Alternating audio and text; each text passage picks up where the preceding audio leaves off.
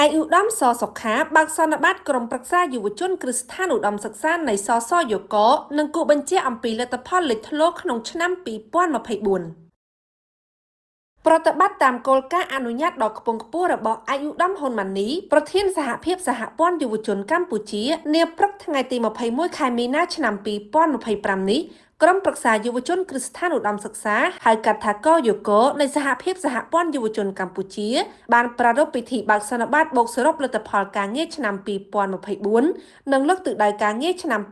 2025ក្រោមអធិបតីភាពអាយឧត្តមសសុខាអនុប្រធានសហភាពសហព័ន្ធយុវជនកម្ពុជានិងជាប្រធានកយកតំណាងដ៏ខ្ពង់ខ្ពស់អាយឧត្តមប្រធានសយកនៅសន្តាគារ Garden City ភ្នំពេញដោយមានការអញ្ជើញចូលរួមពីថ្នាក់ដឹកនាំនិងសមាជិកកយកសរុបចំនួន550នាក់មានប្រសាសន៍បើកសន្និបាតនាឱកាសនោះអាយឧត្តមសសុខាបានថ្លែងអំណរគុណអាយឧត្តមប្រធានហ៊ុនម៉ាណីដែលបានណែនាំតម្រង់ទិសនិងដាក់ចេញនូវផែនការជាបន្តបន្ទាប់សម្រាប់ជាមូលដ្ឋានឲ្យកយកយកមកអនុវត្តដើម្បីសម្រេចបានតាមចក្ខុវិស័យនិងគោលបំណងរបស់សយកព្រមទាំងបានកោតសរសើរនិងវិតម្លៃប្រកបដោយការលើកទឹកចិត្តខ្ពស់ចំពោះថ្នាក់ដឹកនាំនិងសមាជិកកយកគណៈដឹកនាំចលនាយុវជនស្ម័គ្រចិត្តគណៈគ្រប់គ្រងគ្រឹះស្ថានឧត្តមសិក្សានិងក្រុមការងារយុវជនសយកប្រចាំគ្រឹះស្ថានឧត្តមសិក្សារដ្ឋនិងឯកជនទាំងអស់ដែលបានសហការគ្នាយ៉ាងល្អនិងប្រឹងប្រែងបំពេញភារកិច្ចប្រកបដោយការទទួលខុសត្រូវធ្វើឲ្យសម្រេចបានលទ្ធផលការងារជាបន្តបន្ទាប់ក្នុងឆ្នាំ2024លទ្ធផលការងារសំខាន់នោះត្រូវបានអាយឧត្តមសសុខាកត់សម្គាល់ជាអាចការចូលរួមរៀបចំកម្មវិធីសាទរកម្ពុជាការចូលរួមក្នុងកម្មវិធីកីឡាការធ្វើសកម្មភាពសង្គមតាមគ្រឹះស្ថានឧត្តមសិក្សានិងតាមសហគមន៍ការរៀបចំសិក្ខាសាលាបឋកថានិងវគ្គបណ្ដុះបណ្ដាលជាច្រើននៅតាមគ្រឹះស្ថានឧត្តមសិក្សានិងគៀកយុវជនឲ្យចូលរួមសកម្មភាពនានានិងចូលជាសមាជិកសយក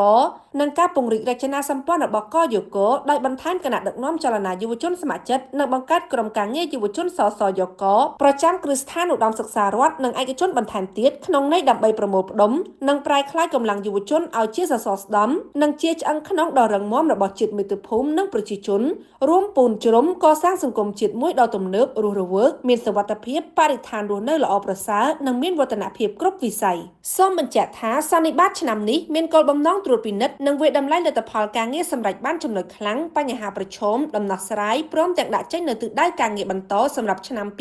2025ដោយមានការធ្វើបទអន្តរាគមន៍លើប្រធានបទចំនួន5ទាក់ទងទៅនឹងការសិក្សាជំនាញ STEM តម្រូវការទីផ្សារការងារក្នុងសម័យ Digital ការបណ្ដុះបណ្ដាលជំនាញវិជ្ជាជីវៈនិងបច្ចេកទេសការចូលរួមចំណែករបស់យុវជនក្នុងសង្គមជាតិនិងការប្រើប្រាស់បច្ចេកវិទ្យា Digital ពិធីបិទសន្និបាតនឹងបន្តប្រព្រឹត្តទៅនារសៀលថ្ងៃទី21ខែមីនាដដែលនេះ